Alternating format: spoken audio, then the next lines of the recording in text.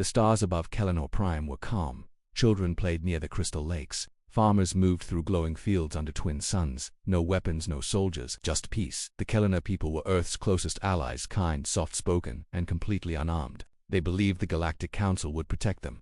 They were wrong. The first signal at 17 Standard Time. A Kellanor listening post caught movement near their outer ring. 6 council ships, no ID tags, no requests for landing, then 12. Then 30-2. The operator's hands shook as he reached for the emergency beacon. To Earth. Council ships entering airspace. No warning, no demands. The transmission cut off. Seconds later the outpost vanished from radar. Panic spread all over Kellanor space. Council ships appeared without warning, without words. Their attack was silent. No threats, no messages, just fire. Planet after planet, outpost after outpost, was reduced to ash and glass. Satellites recorded it. Helpless Kellanor leaders begged for communication. They got none. And then one last signal, the final message on Earth, deep inside the United Terran Command. Admiral Reese watched the footage. Static buzzed on the screen. A child's voice crackled through. Please don't let them. Then silence. The room went cold. All of Earth's generals stood frozen. No one spoke. The Kellanorians' entire species were gone. The Council isolated that same day. The Galactic Council sent a message to Earth. We regret the Kellanor situation. Evidence shows possible rebel connections. Necessary action was taken. Earth is advised to remain calm. Calm, they murdered Earth's oldest allies. No trial. No proof, just destruction.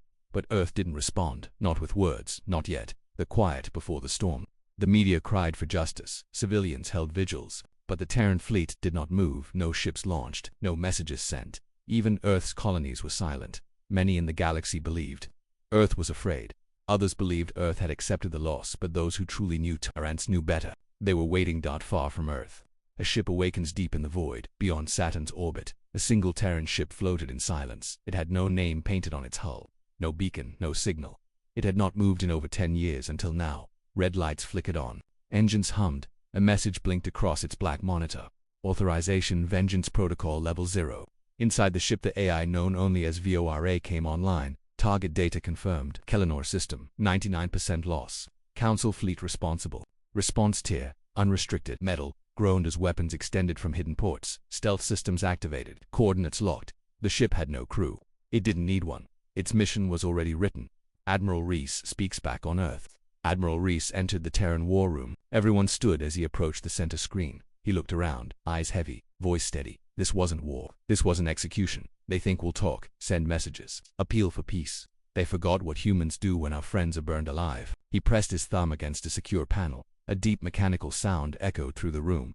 Vengeance Protocol Level 0. Confirmed. The first pulse galactic scanners near the edge of Sol system picked up a strange anomaly. Then 2. Then 10. One by one, Terran ships began to vanish from their registered locations. Earth's satellites went dark. Mars hangars closed. Lunar base shut its signal down to the galaxy. It looked like Earth was shutting off, but in truth, Earth was turning on. Cliffhanger. In a dark control room on an orbital Terran station, a technician gasped as she watched a red marker move on the galactic map. It wasn't headed toward the Council. It was already inside Council territory, moving fast and very, very quiet. She turned to her commander. Sir, the ghost ship is active. Which one? She looked back, her voice barely a whisper.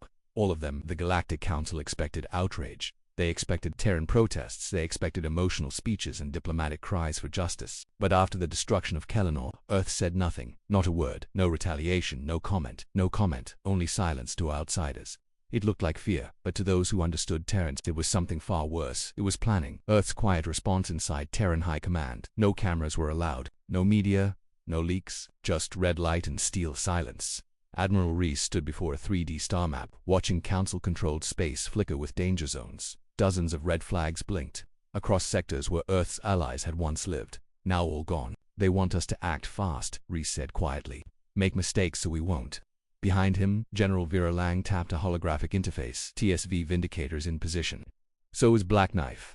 Ghost Fleet is waiting in the belt. Admiral Reese nodded slowly. Activate Phase 1, just the shadows. No noise yet, no fireworks. Let them feel alone before they realize what's coming.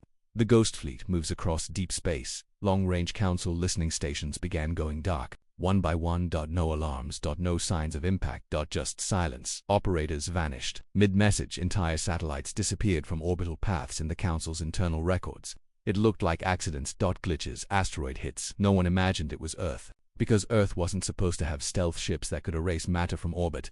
They were wrong. Mars Station X-9 deep under the Martian crust. Engineers worked in silence. Rows of black drones stood ready, sleek, sharp, and unmarked. Each one bore a single word etched on its frame. Kellner or General Lang arrived quietly. How many drones prepped? 3,000 ma'am. Silent, self-piloted, pre-armed targets. Council, shipyards, AI labs, and relay hubs. No civilian zones. She nodded. Good. Let them know what it feels like to lose the tools they used to burn our friends. Council reaction in the Council's war chambers. Chaos began to grow. Long-range scanners failed. Warships reported navigational errors. Command posts in neutral sectors stopped responding, and still no Terran signatures. Ambassador Thyros of the Varnic species hissed in frustration. Where are they? This doesn't make sense. Admiral Solvik of the Ander Confederacy replied calmly. They haven't struck us yet. This is just misfortune. Thyros bared his fangs. You think Earth watches its allies burn and does nothing? Another diplomat interrupted. Maybe we already missed it. Maybe it's already started. A message. In the wreckage on Council Colony 9-1, a secure communications hub, a small drone hovered silently over the ruins. Its lights blinked blue, scanning the scorched surface. A single panel remained untouched, showing a message burned into the steel. This is not revenge. This is the price of silence. Inside the Council's capital by now, whispers had become full panic. Dozens of minor Council members demanded action. Earth must be punished. They're destabilizing peace. Call for full war readiness. But the Council commander, Vorn Lex, raised a single hand. War with Earth. We already had one. He leaned forward, voice cold. We just didn't know it started. Meanwhile, on Earth, Admiral Reese reviewed the reports. No losses, no traces left behind. Council ships gone. Their data blacked out. Their fleets confused. Their skies no longer safe. Good, he said. He tapped the final key on his command tablet. Phase 2. Authorized. Suddenly, hundreds of Terran warships hidden across asteroid belts, dark sectors cloaked behind moons, began moving. Their engines made no sound. Their hulls bore no nation's flag. Only one symbol pulsed faintly on every ship, a white ring with a broken line, the mark of the forgotten. Cliffhanger ending in a quiet chamber on Saturn's moon, Enceladus. A Terran AI sat alone in a black cube. Its screen flickered once, then again, then the following appeared. Target list expanded. Operation Voice of the initiating outside. The stars above Sol System twinkled as usual, but across the galaxy the darkness had already begun to spread. Earth didn't scream, it whispered. In those whispers were becoming death sentences. The galaxy was uneasy. Something was happening, something quiet, invisible and terrifying. Terran ships weren't being seen. They weren't broadcasting signals. They weren't in any official charts, but the consequences of their presence were being felt. Deep inside Council-controlled sectors, ships went missing. Fuel depots exploded without heat signatures. Sensor stations blinked offline with no trace of enemy movement. Everyone whispered the same thing. Ghosts are hunting. They were wrong. Not ghosts. Terrans. Aboard Council. Destroyer Trinox Fist Captain Gresh tapped his long fingers against the holotable, watching a patrol map flicker. That's the 4th scout we've lost in Sector J27. His officer said no wreckage, no distress signals. What did the last one report? Gresh asked. It was trying to lock onto a moving signal. Said it resembled old Earth tech but with no emissions. Then silence. Just like the others, Captain Gresh narrowed his eyes. That's not a ghost. That's a warning. He never got the chance to send a message. Exactly 3.4 seconds later, every system on his ship shut down. The engine stopped. Gravity disappeared. The lights went black. And in the darkness, the crew heard a voice, not over speakers, but in their minds. One for every world you erased. The Phantom Fleet, Terran design. Council nightmare by now. The Galactic Council knew something was wrong, but they still couldn't prove it was Earth. No wreckage, no fleets in open space, no diplomatic statements, just ships vanishing. That's when the rumors began. Some said Earth had built invisible warships. Others said their AIs had evolved autonomous, ruthless. A few whispered that humanity had opened the black vaults. One panicked ambassador said it best. They've become what we feared, and they're not hiding anymore. They just don't care if we see them. TSV Eclipse Outer Rim Sector. That TSV Eclipse was one of Earth's oldest Black Ops ships, decommissioned, now fully reborn, that hovered inside an asteroid field, cloaked in magnetic distortion. On board, Captain Mira JL watched data scroll across her tactical map. Council outposts were collapsing. Relay towers flickered and vanished. She whispered to her AI status. 79 targets neutralized. No Terran signatures left behind. Ghost Fleet remains unobserved. And the Council, scared, blind, weak. JL gave a small, cold smile. Let's make them feel alone. The Council's big mistake out of fear. The Council deployed its elite fleet, the Core Flame Armada, to protect key sectors. They moved quickly, surrounding several central systems. Their ships were large, powerful, heavily shielded. But they relied on old doctrine. They believed war came with signals, formations, diplomacy. They didn't understand Earth anymore, and that misunderstanding cost them everything. Operation Phantom Dawn begins over 100 Terran stealth. Ships initiated a synchronized strike across 3 Council star systems. AI relays collapsed. Fleet command ships went dark. Hundreds of drones silent fast in critical hulls with surgical precision. No civilians were touched. No planets attacked. Only Council power, structures military and political were dismantled in minutes. The Council called it the vanishing hour, because every alarm came too late. Every defense failed, and when they finally tracked one ship, it was already gone. First confirmed image of Terran attack ranking. Scout drone barely survived a Terran hit. Its final recorded footage shook the entire Council chamber. A silhouette emerged from a gas cloud, not sleek or glowing, matte black, covered in layered armor, bristling with weapons, and painted across its side in crude white strokes. We remember KILA. There was no sound, just red lights blinking, and then the drone went dark. That single frame leaked into the galactic net. And that's when the galaxy realized Earth wasn't fighting for dominance. Earth was taking names. Inside the Council, the chamber reeked of fear. Ambassadors screamed at one another, "This is war. We must counterattack." Attack what? We don't know where they are. We should have left the Kellanor alone. Council. High Admiral Vorash pounded the table. This isn't a military, it's vengeance. They are not showing force. They are showing memory.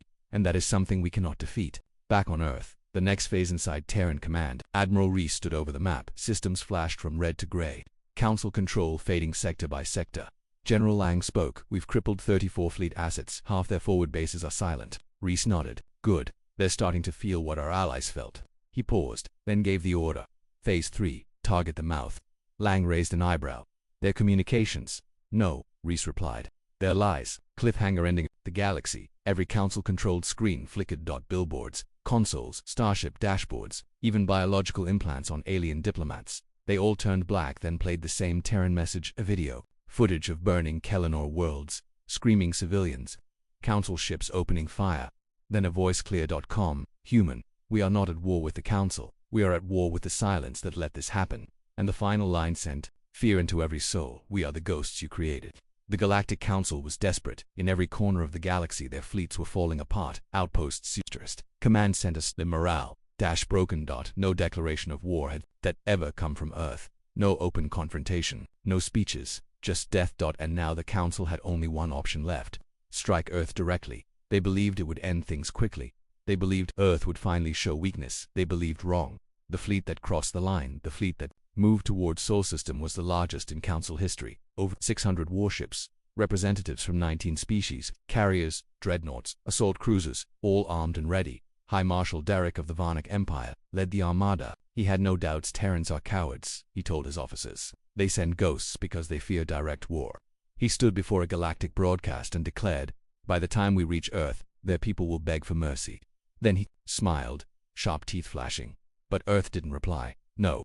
Broadcasts, don't threats, not even a sensor ping, just silence. Crossing the boundary as the Council fleet entered the outer Sol System, they passed Pluto. It was cold, lifeless, no defense stations. Their sensors saw no Terran ships. Only one object floated near the dwarf planet, a Terran beacon. Black, small, spinning slowly, no weapons, no transmissions. But as the fleet passed, it lit up red. A voice played on loop. "You are approaching it. Red zone. Proceeding further is your final choice." High Marshal Derek scoffed. "Empty threats." He ordered the fleet forward, but as they moved, one of their scouts vanished, then another, then 5 more. No alarms, no explosions, just gone. The sky begins to change inside the Council flagship Gullikar's Wrath. Derek paced report. "What's happening?" A nervous Andari technician replied. "Sir, we're detecting energy spikes, but not from ships. From what then?" "Satellites, thousands of them." The massive 3D map zoomed in. Hundreds of satellites began to turn. They were hidden behind moons, disguised as debris, or cloaked within radiation clouds. Each one now locked onto a target. Every Council ship humanity's network awakens far beneath the surface of the moon, in a silent Terran command bunker. A woman watched from behind dark glass. Commander Aria Mendez, head of Earth's orbital defense systems. Her team waited for her signal. A junior officer turned. "Ma'am, they've entered strike range." She didn't blink. Let them. The first blow up of Saturn, the Council's third dreadnought, exploded. No missiles. No lasers. Just a pressure implosion from inside its own gravity core. A second later, the fourth carrier lit up in flames. Its shields bypassed, its life support deleted. All across the Council fleet, nothing worked. Weapons failed to fire, navigation glitched, engines shut down mid-burn, entire crews lost oxygen within seconds. Then came the broadcast. Earth speaks across every Council ship. A human voice crackled through the comms. Clear.com/familiar. You brought fleets to scare us. You should have brought coffins. Mass panic in orbit inside Golikar's wrath. High Marshal Derek's face turned pale. Shut that signal down, we can't, shouted his comms officer. It's coming from inside our fleet. How? We don't know. Another alarm rang. Another ship vanished from the map. Derek slammed his fist on the console. Where's their fleet? Where are the humans? The screen answered for him. Behind the Council fleet. Dozens of Terran ships uncloaked, not sleek or fancy, just dark armored, terrifyingly quiet, and far bigger than Council records ever imagined. Retribution, the supercarrier Wakes, the largest ship in Terran history. The TSV Retribution now moved into position. Its engines made no sound. Its weapons were not visible until they began to glow inside the bridge. Admiral Reese gave a simple nod. You want Earth. Face it. Thousands of Terran drones shot from the carrier's base edge, moving like a swarm of knives through space. The drones were programmed with one goal: disable, humiliate, destroy. But not one aimed for civilians. Terrans didn't forget their In revenge. Council fleet crumbles within 12 minutes. The Council fleet lost 60% of its power. No counterattacks, no defenses, no hope. Ships collided into one another. Engines burned out. AI cores were hacked mid-operation. Entire crews sat helpless as red lights filled their command decks. Varnock captain wept into his chair. We never saw them coming. And, on Earth, civilians watched the battle from safe observation feeds. They didn't cheer. They didn't smile. They watched with quiet grief for the Kellenor. The battle over Sol System was over. The Galactic Council had lost. What was supposed to be a quick show of power turned into a massacre. Most of their ships didn't even make it close to Earth. They never saw Terran cities, never reached Earth's orbit, never even saw a human face. And the worst part, the war still hadn't officially started because Earth never declared war. They just responded. Aftermath. The floating graveyard above Jupiter's orbit. Dozens of crippled Council ships drifted in silence. Their engines were dead. Life support barely worked. Systems frozen. Rescue ships from other Council sectors refused to enter. Terran space, they were afraid. Afraid of invisible ships. Afraid of satellites that could target thoughts. Afraid of what Earth had become. On board one disabled cruiser, Captain Luras of the Threx Confederacy whispered into a private log, "This wasn't war. This was punishment, and we deserved every second of it." In the shadows, the real war begins while the galaxy was still shocked. Earth moved again, not with weapons, but with something worse: information. Thousands of data packets began appearing across public networks, encrypted and untraceable. Videos of Kellenor civilians before the attack, Council war documents showing false reasons for invasion, secret communications proving the Kellenor posed no threat. The truth came out and the galaxy trembled because now it was clear. The Council didn't just attack allies, they murdered the innocent and lied about it. Whispers of rebellion in Council-controlled worlds. Protests erupted. Aliens once loyal to the Council demanded answers. Some burned flags, some broke into local headquarters, some simply packed bags and left heading toward Terran space, hoping for protection. Suddenly, Earth wasn't seen as a death world anymore. It was a wall that stood when others were crushed, and many species once afraid of humans now whispered the same words. Maybe Earth is the only thing that can stop them now. Terran strike teams moved while the public watched political chaos unfold. Terran Black Ops teams continued their mission. Operation names were simple: Ashhand remove Council leadership involved in the Kellenor attack, Ghostfang wipe Council, surveillance from neutral systems, Beacon Call, offer protection to species once allied with Earth. No big fleets, just small teams. Precise, quiet, unstoppable. One Council governor simply disappeared mid-speech. Another woke up to find their flagship missing. A third discovered a human coin placed gently on their pillow. Then their guards fell unconscious, one by one. Earth never bragged. They just acted. Council's inner circle breaks inside the hidden Council core chamber. The most powerful species sat around a circular table. Each face showed stress. Each voice trembled with fear. They had ruled the stars for hundreds of years. Now they couldn't even control their own fleets. Admiral Voss of the Karth Alliance stood slowly. "We must make peace. We have lost control. Our enemies grow stronger. Earth is a weapon now and we gave them the reason to use it." Others shouted him down, but none could ignore the truth. Earth was winning a war it never declared. Humanity's voice returns after weeks of silence. Earth finally spoke publicly. Admiral Reese appeared on every galactic broadcast. No uniform, no medals, just a simple black suit and cold eyes. His message was short. "You took from us what cannot be returned. You burned peace to protect your power. We will not accept apologies. We will not attend your trials. We do not want your alliance." He paused. "But we are not monsters. If you want peace, make it with actions, not speeches." And then he added the words that echoed across the stars: "No more second chances." Kellenor Memorial Station under construction in the orbit of a dead Kellenor moon. Earth began building a giant space station. Not a weapon, a monument. One that displayed the names of every Kellenor lost, one that would broadcast their lost songs and memories, one that would shine brighter than any warship across nearby systems. Travelers paused and stared at it. Even council ships slowed down to watch. Some cried, some knelt, some turned around, and never returned to council space. The galaxy saw something new. Terran vengeance wasn't only fire. It was memory. A new threat rises, but as the council weakened, something darker moved in the edge of the galaxy. Beyond known trade routes, a hidden faction watched Earth's rise. They had no name, no flag, but their ships were large, old, covered in scar tissue from forgotten wars. One voice deep in through a shadowy chamber: the Terrans bleed, but they do not break. It is time we test them ourselves. Prepare the Ancient Ones. Cliffhanger ending back on Earth. Inside the TSV Retribution, Admiral Reese stood alone in the command deck. A red light pulsed on the control panel. New signature detected. Unknown origin, no council ID. The AI whispered, "It's not them. Something else is coming." Reese narrowed his eyes. Let them come. They'll learn what vengeance really looks like. He wore with. The Galactic Council was already shifting.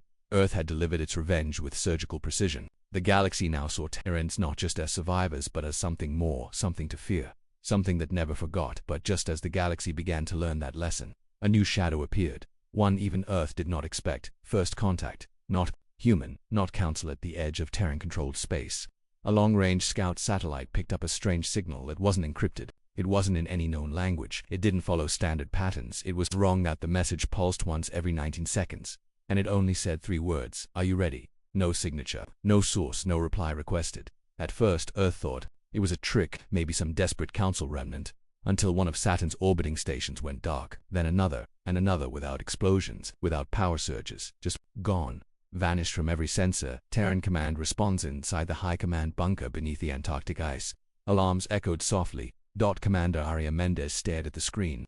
Her voice was calm, but her hands were still. What do we know? The AI replied, 5 deporbit stations offline. 0 trace of debris. Pulse signatures unmatched in Terran or Council databases. Origin now tracking a vector from sectors 8 and 9. Empty space. No star systems. Admiral Reese entered the room. His face was unreadable. New enemy. Unknown, Mendez said. But they're not using Council tech. They're far beyond that. Reese looked at the screen, then simply said, "Wake the Black Watch. Earth's secret force." The Black Watch. The Black Watch wasn't listed on any Earth military roster. It didn't have uniforms. Its members didn't give names. They were Terrans born in silence, trained for the threats Earth hadn't met yet. Now they were needed. 6 ships were launched from underground hangars buried under Europa's crust. Stealth ed, fast, brutal, and they were told only one thing: find whatever sent the signal, and don't come back unless you've made it stop. First encounter in deep space. The Black Watch task force reached the last known satellite position near Neptune. At first, there was nothing, just stars, empty space, cold silence. Movement. 1 of the ships reported a shadow passing in front of its optics. Not heat, not metal, just absence, like something was blocking space itself. Captain Vora of the strike ship Midnight Halo activated deep scan mode. What she saw made her blood freeze. It's not a ship, it's like a wound in reality. The thing moved slowly but with purpose. And as it passed, the AI core on her ship crashed. Every light blinked out. The crew screamed, then silence. Another ship gone. Back on Earth, terror grows. The footage from the Black Watch vessel made it home. But only one frame survived. It showed something, a shape black shifting, like a machine made of liquid shadow, but its form didn't stay the same. One moment it looked like a ship, next like a massive creature, then like 1,000 human faces screaming in silence. Earth's best minds couldn't explain it. Not a species, one scientist whispered. It's a force, a predator, something that doesn't conquer, it consumes. The ancient warning. Then Earth remembered something buried in old Kellenor archives files retrieved just before the Council burned the planet. A myth. A warning about a nameless enemy that comes after great wars. When empires weaken and borders fall quiet. It had no name in any language, only a symbol burned into old Kellenor stone tablets, a circle, being eaten from the inside, and below it, when vengeance ends, the dark will come. Admiral Reese makes the call inside Earth's orbital command. Admiral Reese looked at the dead space between stars.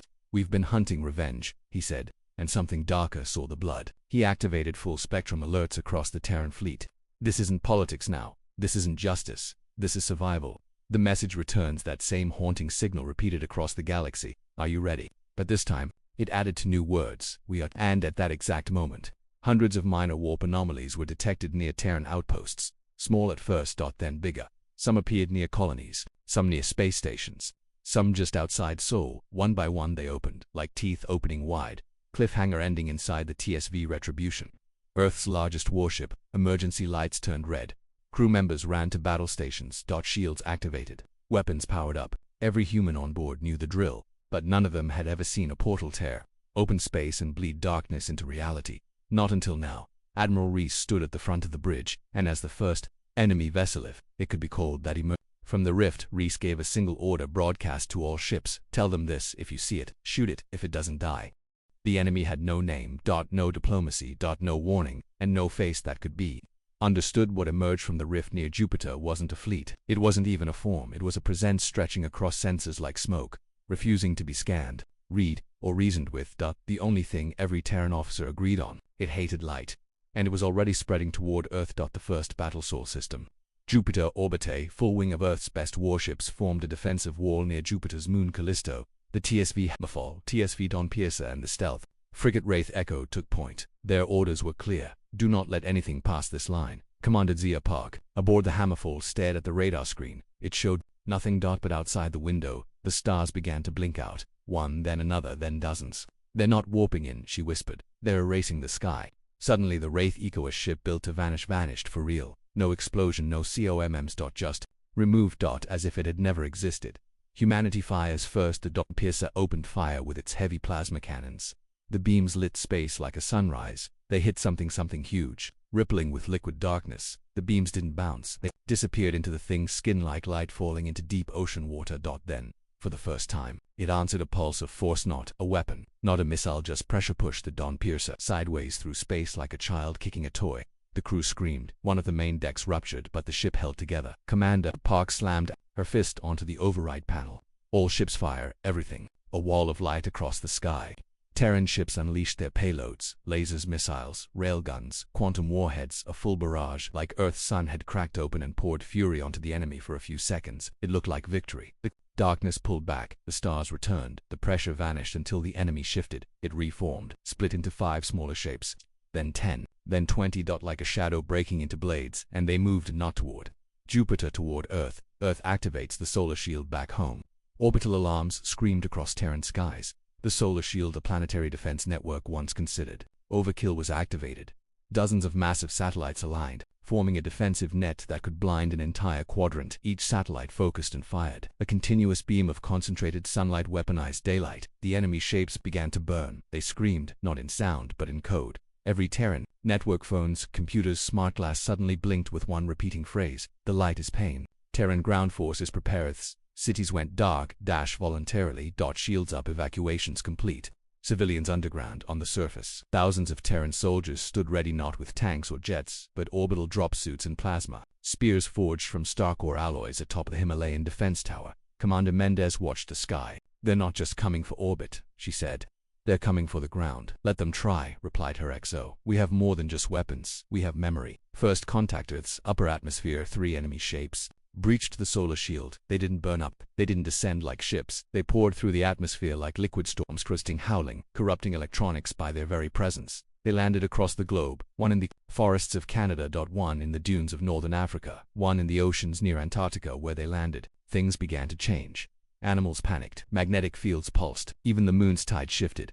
Operation Sunhammer begins. Terran Command launched a counter-operation within minutes. Specialized teams known as Sunborn deployed with suits and light-based weapons. Their mission: engage, contain, and burn. In Canada, the first team made visual contact with the enemy. It looked like a spider made of foggish legs stretching longer than a skyscraper, its core pulsing with black light. Sergeant Vale, leading the unit, simply whispered, "This isn't a species. This is fear, wearing armor." Then they opened fire.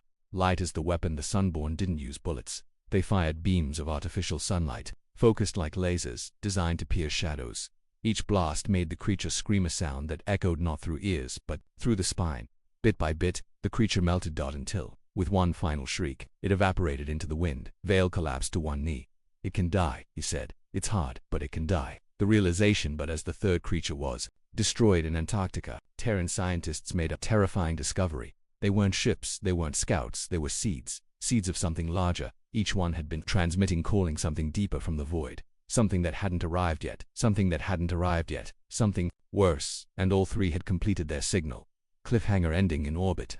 The TSV Retribution picked up something approaching, pop beyond Pluto, past every known jump gate. deeper than any charted region. It wasn't fast. It wasn't small. It was impossible. A ship, if it could be called that, larger than Earth's moon, slowly crawling across deep space, and it spoke. One message. In every Terran language, in the voice of the lost Kellinar child who cried before static. You remembered us. Now remember what they tried to bury. We are coming, and we are not alone. The thing approaching Sol system had no name. It was larger than any ship Terran sensors had ever recorded. It was silent, slow, and shaped like nothing built by hands. It pulsed like a heart, but cold, like something ancient. Waking up, Terran Command tracked its movement. They called it the Final One. Not a flagship, a god-killer. Not a weapon, a memory eater. The warning in the child's voice. Earth received one last transmission. It came through every screen, every radio, every implant, and it used the voice of a Kellinar child long dead. You remembered us. You gave our ghosts fire. But now you must burn away the dark, or it will erase us all. And then silence. The stars seemed to dim. Terran High Command reacts inside Earth's polar command station. Admiral Reese watched the object crawl closer. ETA, he asked. 40 hours, Mendes replied. Weapons. Already, but nothing we've built can match that size. Not even the Retribution. Then we don't match it, Reese said. We outshine it. He turned to the operations chief. Prepare Operation Solar Wrath. Operation Solar Wrath. The Terrans didn't build a new weapon. They turned their sun into one. Hidden inside the sun's corona were old Terran prototypes, mirror satellites, power collectors, energy channeling beams never used until now. The plan was simple. Lure the Final One close. Focus the sun. Burn the void. But there was one problem. The energy grid couldn't be activated. Remotely, someone had to be there. The volunteer Captain Vale, leader of the Sunborn teams, volunteered. His body still ached from facing the shadow creatures. His team begged him not to go, but he stood straight, looked toward Earth's sky, and said, "They erased our friends. They tried to erase our past. I won't let them erase our future." He boarded a small solar skimmer and launched toward the sun. The Final One arrives 39 hours later. The Final One reached the outer Sol system. It didn't fire, it didn't speak, but planets dimmed as it passed. Gravity twisted and Earth's systems began to fail. The moon lost signal for 7 minutes. Mars trembled. Then the Final One opened. Its hull cracked like a cocoon, and inside it, thousands of black creatures, pulsing with void, spilled out, moving toward Earth like an ocean of night. The light awakens just as the swarm crossed Neptune's orbit. Captain Vale reached his target. The solar grid aligned. The ancient mirrors adjusted. The power of the sun focused into one massive golden beam. He sent one last message, for the Kellinar, for Earth, for the light. Then he activated the core. The sky burns from the sun itself. A beam of pure light erupted 10 times brighter than any star weapon. Focused tighter than a laser dot, it struck the Final One head-on, and for the first time, the darkness screamed. The creatures dissolved like mist and wind. The great ship began to melt, its body folding inward, trying to hide, but the beam didn't stop. It pierced the heart, and the void collapsed, not in an explosion but in silence. Gone. Earth watches in silence. The people of Earth stood under golden skies watching. The war was not won by numbers, not by ships, but by light, by the refusal to forget, by choosing to remember, and fight anyway. Aftermath. The galaxy changed with the Final One gone. The galaxy paused. The council, broken and silent, had no words. Many resigned, some vanished, others surrendered and asked for protection from Earth. The Kellinar names were etched into every Terran city. Allies who had been erased were now remembered forever. And in deep orbit, a statue of Captain Vale floated alone. His face pointed toward the sun. Epilogue. The new Later, the galactic races formed a new alliance, but they didn't name it after themselves. They called it the Lightborn Accord, and its seat wasn't on some alien world. It was on Earth, beneath the old skies, where one planet stood alone. One sand turned its memory into fire.